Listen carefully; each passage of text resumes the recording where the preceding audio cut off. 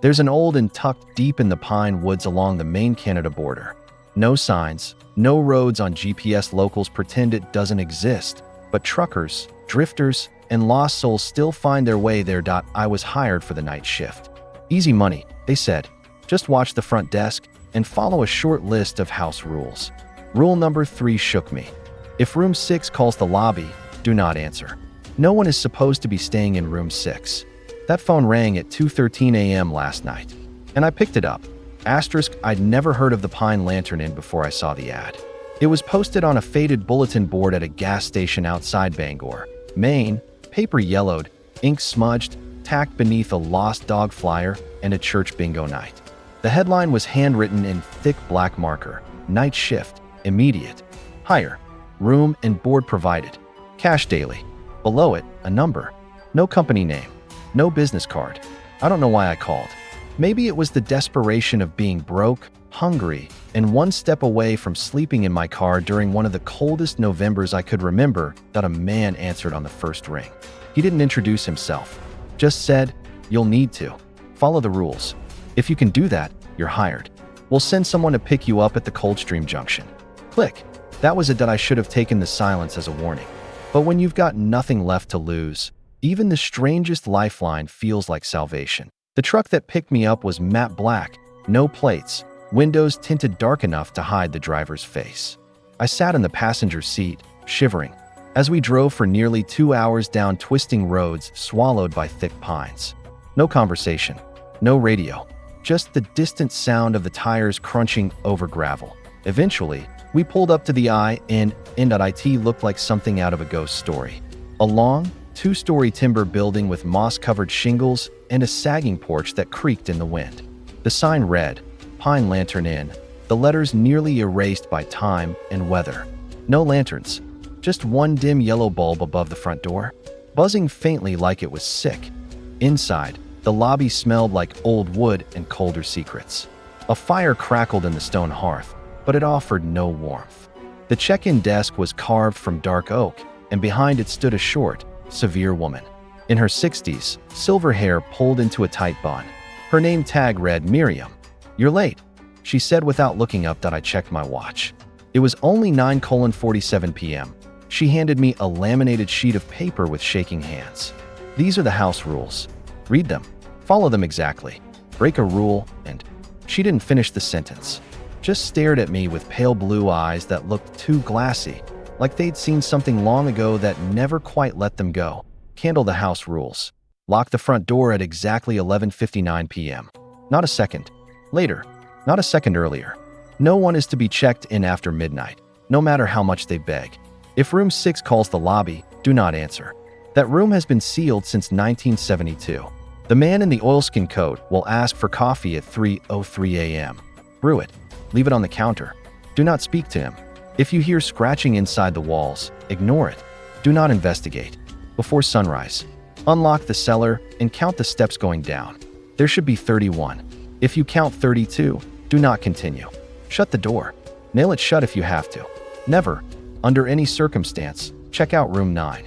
No one should be in room 9. If the door is open, do not look inside. Walk away immediately. If a guest asks for the hidden menu, you are to give them a blank piece of paper and ring the silver bell twice.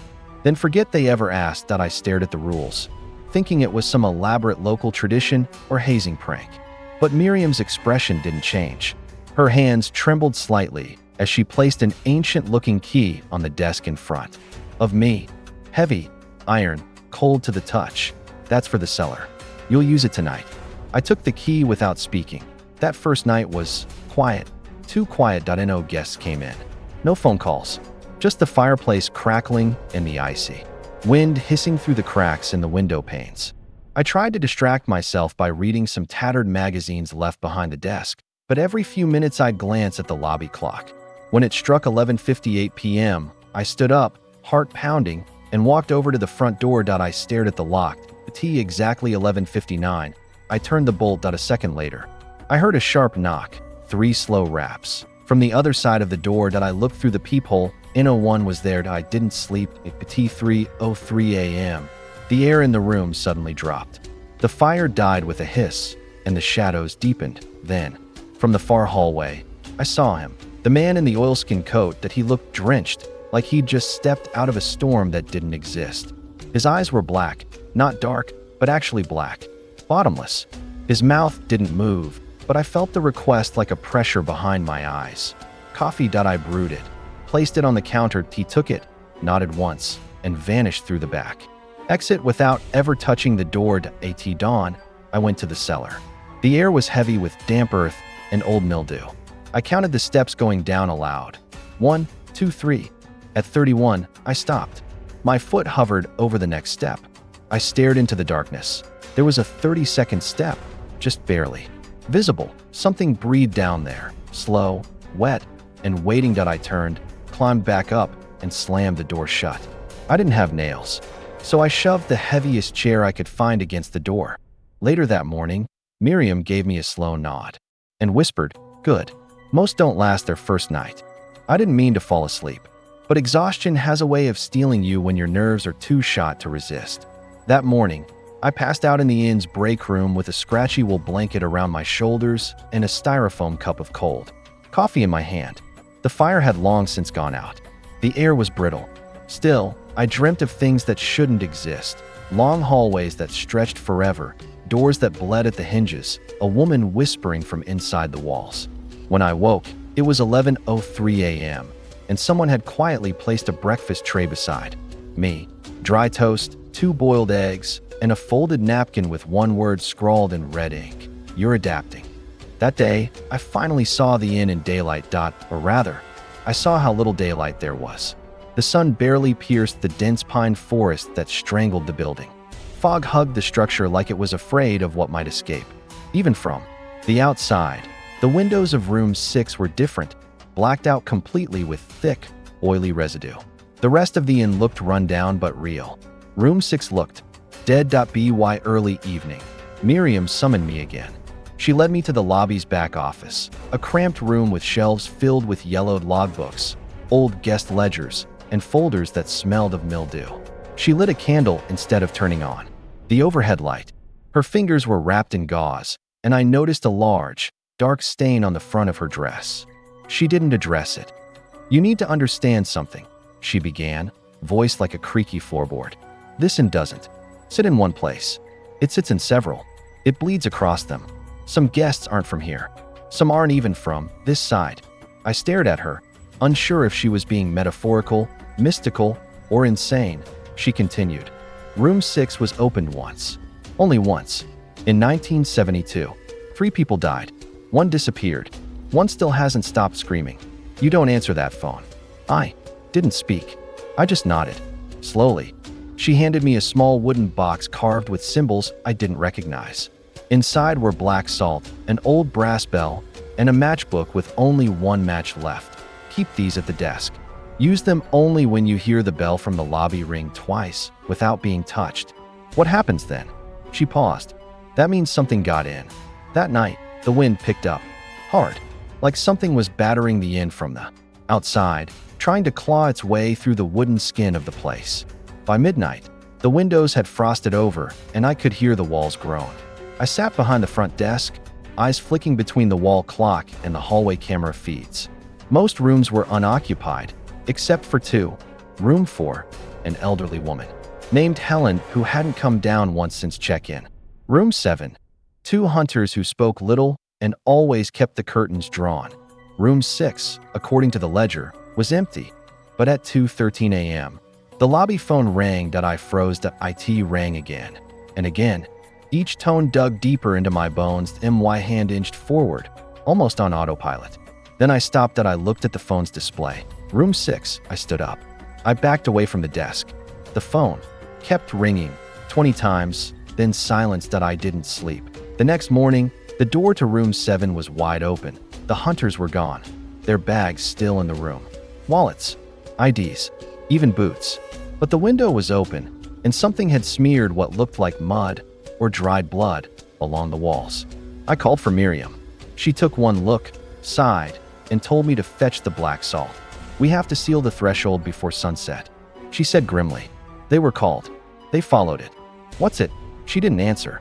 just poured the salt along the windowsill and doorframe in slow, deliberate strokes while murmuring something under her breath in a language I didn't recognize. That evening, as I reviewed the security tapes, I found a blank spot between 2:12 and 2:15 a.m.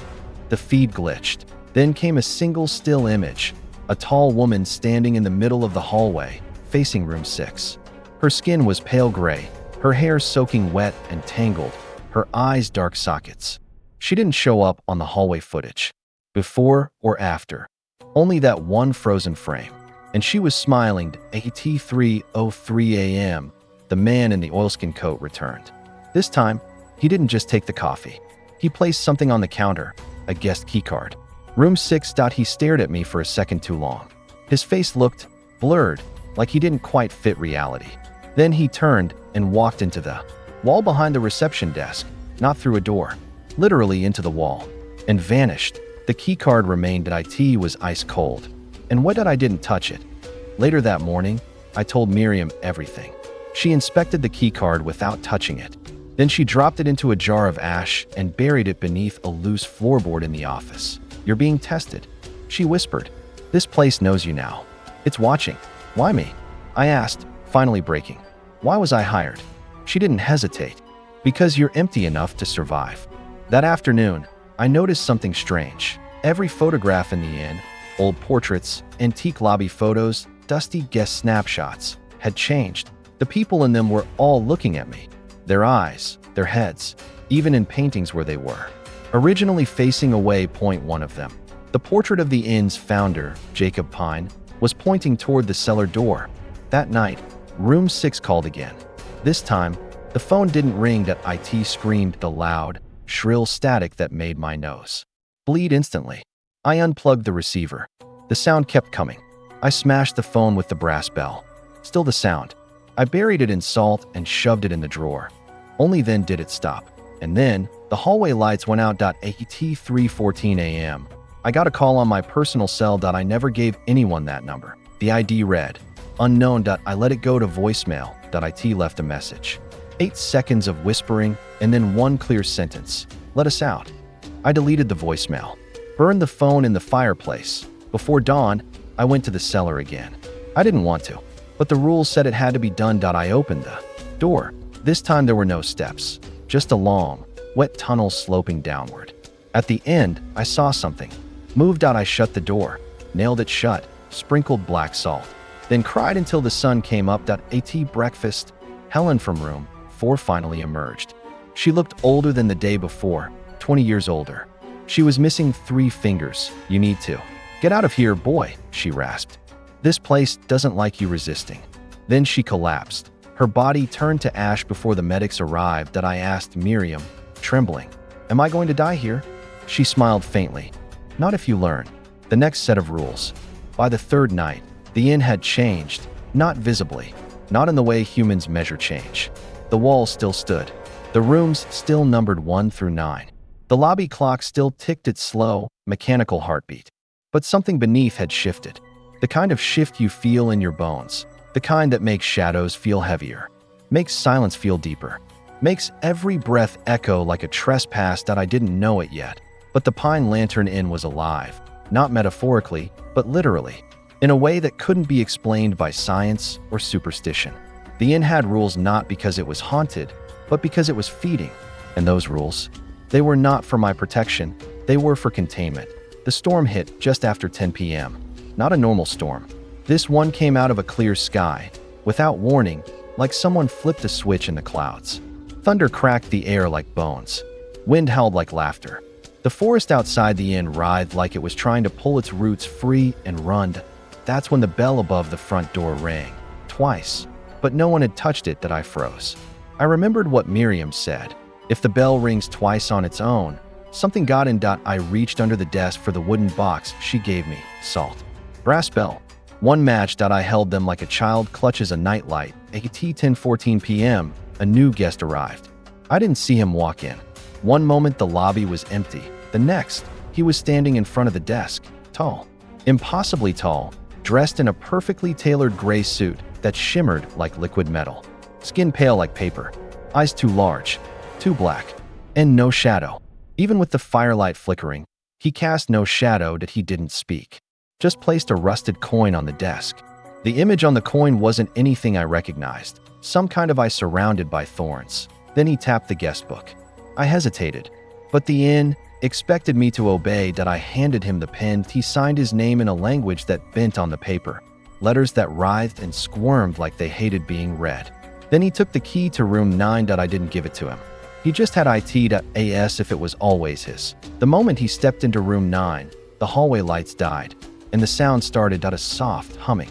No, more like chanting, low and guttural, vibrating through the floorboards. I checked the cameras. Static. Every feed, except room 9, was offline. Room 9 showed nothing but blackness, not darkness, blackness. Like the room didn't exist. That I turned to leave the security room and saw that the lobby paintings were moving again.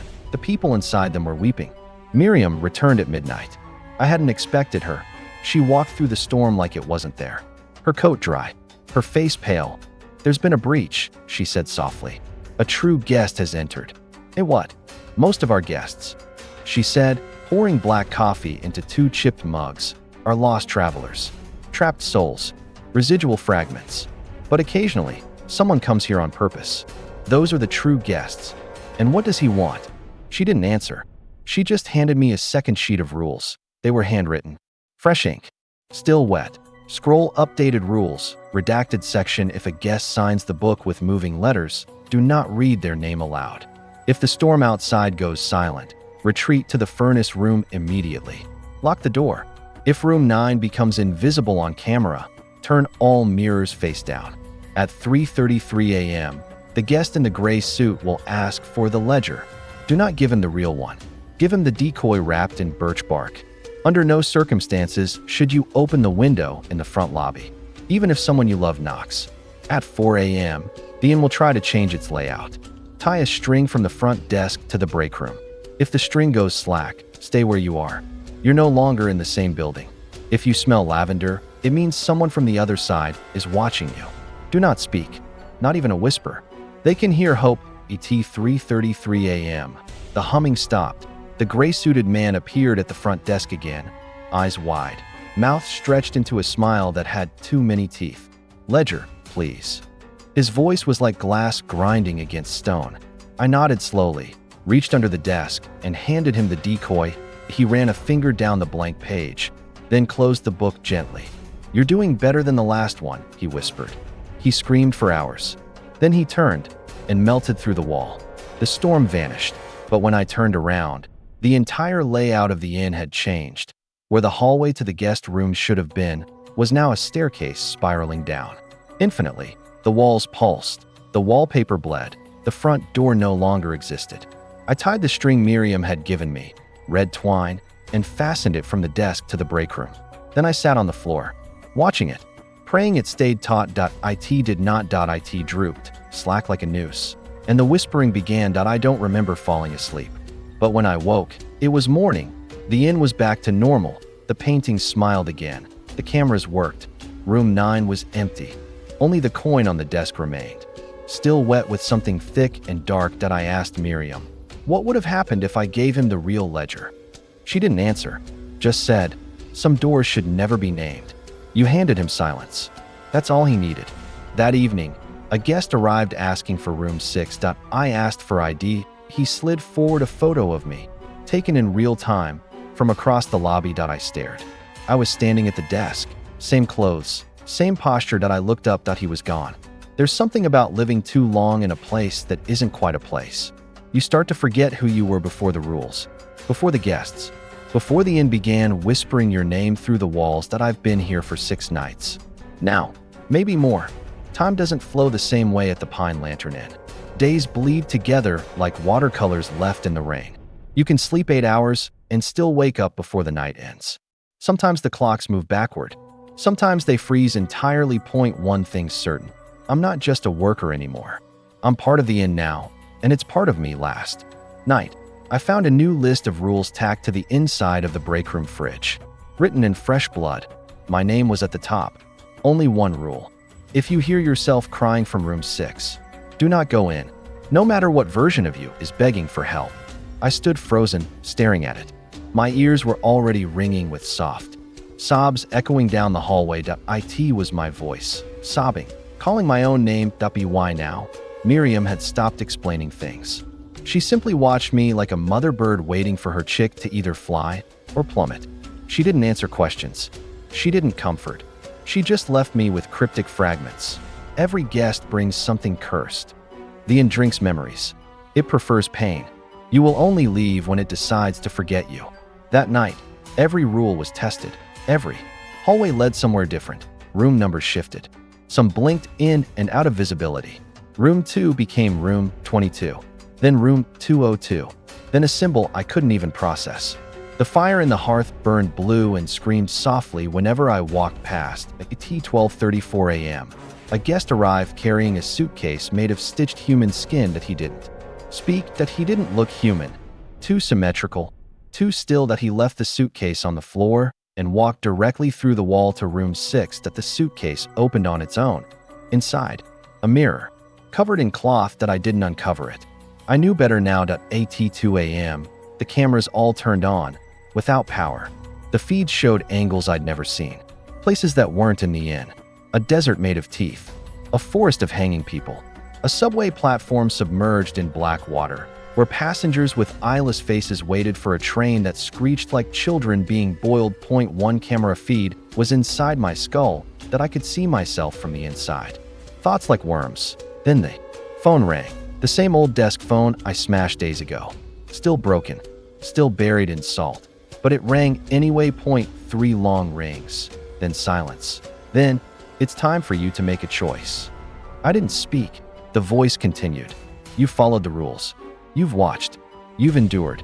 But now, the inn is offering you something it rarely gives, a way out. I listened, paralyzed. Room 6 is open. You have until sunrise to enter.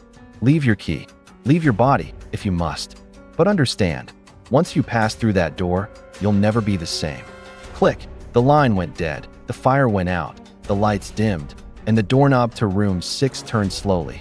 Click. The door creaked open. I stood at the edge of the hallway for what felt like an hour. The air pouring from room 6 smelled like rot and old flowers.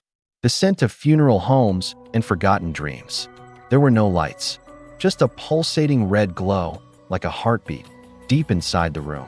Then I saw myself, standing inside, begging, torn, bloody, eyes wide with terror. Don't leave me in here again, it screamed. You promised. You said you'd come back for me. It was me. It wasn't me. I took one step forward, then another. The floor bent under my feet, like I was walking on flesh. As I neared the threshold, Miriam appeared in the hallway. She didn't try to stop me. She just whispered, the final rule isn't written. It's felt. If you enter room 6, you accept the truth. You were never just an employee. You were always meant to become part of the inn. What's inside? I whispered. She looked into the room and said, your original self. The one that never escaped the first time. I stopped cold. What? Miriam didn't blink. You've worked here before. Many times. Every time you walk through that door, the loop resets. You just don't remember until the 6th night. I staggered back. I remembered flashes, dreams, visions. A hallway that burned. A screaming guest in room 9 who tore their face off to reveal mine underneath. A woman in the walls who cried for her son. Over and over, my mother's voice. I dropped to my knees. The inn began to tremble. Every window filled with hundreds of faces, versions of me. Older, younger, dead, screaming, laughing, melting, morphing. The fire roared in reverse. The furniture floated. The bell rang once, twice, 3 times. Miriam knelt beside me and touched my shoulder. It's your choice. Break the loop or take your place. I crawled forward and stepped into room 6. The door shut behind me, and the truth rushed in like floodwater. Out inside room 6. The room was endless. A spiral of rooms folding into each other, like a mirror trapped inside itself. Each door opened into a version of my life I didn't remember. Me at 6 years old, hiding under my bed while something growled from the closet. Me as a teenager, staring into the mirror with black eyes. Me, older, working, behind the desk, smiling as I handed a key to a man with no face. The memories weren't visions, they were replays that I had been here. Over and over. Every lifetime, every version, the inn chose me, and it had been erasing my mind every time I resisted. But this time, I remembered everything, and I chose to stay. I sat on the edge of the bed in the heart of room 6. The original room. The real one. The walls pulsed like lungs. A heartbeat thrummed beneath the floor. I whispered, "I accept." The room responded with silence, true silence, like a grave that had finally been filled. Dawn. The Pine Lantern Inn is still here. The fog still clings. The rules are still posted. But now, I'm behind the desk. Permanently. I'm not me anymore. I'm the one who hands out the rules. And when a new applicant arrives, lost, broken, desperate, I greet them with a smile. Welcome to the Pine Lantern Inn. You'll need to follow the rules. If you can do that, you'll survive. But not everyone's meant to survive. Some are meant to stay forever. The Pine Lantern Inn doesn't sleep. It waits. It hums with memory. Its walls, its floors, its ancient timber bones. Everything here is soaked in history no one speaks of aloud. Every room has teeth. Every mirror has an eye. Every doorknob might just turn on its own if you watch long enough. The guests come and go, or they don't. Some leave changed. Some leave in pieces. Some never leave at all, though their check-in slips crumble away and their names fade from the ledger. They become wallpaper patterns, ghosts behind the glass, faint whispers in the furnace vents, and some, like me, become part of the story itself. I sit behind the lobby desk now. The same chair I once feared to touch is now mine. The same rules I once trembled reading, I now rewrite by hand each night. The old ones are burned in the hearth before dawn, not out of tradition, but necessity, because the rules are alive. They change with each guest. They evolve when the inn senses a new threat, a new soul, a new hunger. Sometimes the rules don't protect anyone. Sometimes they're bait. This morning, a fog thicker than anything I've ever seen rolled in off the tree line. It moved like a creature, coiling and uncoiling, pressing its snout against the inn's windows. It didn't moan like normal wind. It clicked. 1,000 dry insect clicks, like fingernails tapping from the other side of the glass. It whispered a name. Mine, but not the name I remember. A deeper one. Older. The one I used to hear in my dreams, when the walls of room 6 pulsed red and alive. I didn't answer. The inn respects silence more than defiance. It doesn't punish obedience, but it remembers resistance. The last time I ignored a rule, I woke up covered in moss and soil, lying in the root cellar beneath the building, with vines growing from my throat. But that's how the inn warns you. The second time, you don't wake up at all. Guests still come. The lost, the broken, the forgotten. Some show up by accident. Cars stalling near the tree line, cell signals dying, GPS rerouting into the woods with no road. Some are drawn here, pulled by forces they don't understand. Guilt, grief, curiosity, desperation. Whatever brings them, the inn knows them before they arrive. It knows what room they'll choose. It knows which rules they'll break. It knows what version of them will survive the night. If any. I keep the bell polished. I restock the coffee for the man in the oilskin coat. I count the cellar steps at sunrise, always praying to see 31. Always dreading the day I reach 32. I burn the sheets from room 6 nightly, even though no one is assigned there anymore. And I never, ever answer the phone. Not even when it rings at 2:13 a.m., crying with my voice. But something is changing. I can feel it. The inn has begun, dreaming. Sometimes the hallways loop in impossible ways. Doors appear where there were none. Last week, I opened the lobby closet and found a funeral in progress. A child in a pine box, surrounded by weeping. People who didn't seem to see me. When I shut the door and opened it again, just mops and buckets. 3 nights ago, I found a mirror leaning against the hallway wall. It wasn't supposed to be there. I looked into it and saw a version of myself smiling with too many teeth. It whispered, "You're not the only one who stayed." I've begun hearing laughter in the vents. Not human laughter, something higher pitched, like glass breaking rhythmically. And last night, someone slipped a note under the front door. A torn page from an ancient guest book, written in my handwriting. But I didn't write it. The note said, "You broke the loop." But not the curse. I still see Miriam sometimes, but only in reflections. She doesn't age. She watches me from the corner of old windows. Once, I passed by the portrait wall and saw her face stitched into the painted crowd. eyes following me with a kind of exhausted approval. The old staff never really leave. They just move deeper inside the wood. Sometimes I wonder how long I'll last, how many loops it takes before the self completely dissolves. The inn feeds on who you were until there's nothing left but the shell. Someone who knows all the rules, but not why they matter anymore, that I catch glimpses of myself in reflective surfaces, older, thinner, paler. My eyes don't look scared anymore. They look patient, and that terrifies me more than anything. 2 days ago, a new applicant arrived, early 20s. Nervous, hands shaking as he picked up the laminated house rules that he asked me, has anyone ever made it through their first night without breaking a rule? I wanted to lie that I wanted to protect him, but the inn hates lies that I said the truth. No, but sometimes it forgives. He asked what happens if it doesn't. I didn't answer, because he'd find out soon enough. Last night, the bell rang twice, on its own, and the man with no shadow returned. But this time, he spoke. Room 6 is leaking, he said. You've sealed the door, but not the memory. He placed a key on the counter. It was mine, but it was freshly made, with today's date carved into the iron. I haven't used it. Not yet, but I can feel something pulling me toward the hallway. Something breathing just behind the wallpaper. Something that knows my footsteps. I think I understand now. The pine lantern inn isn't cursed because of ghosts, or monsters, or ancient rituals. It's cursed because it remembers everything, everyone, every decision, every mistake.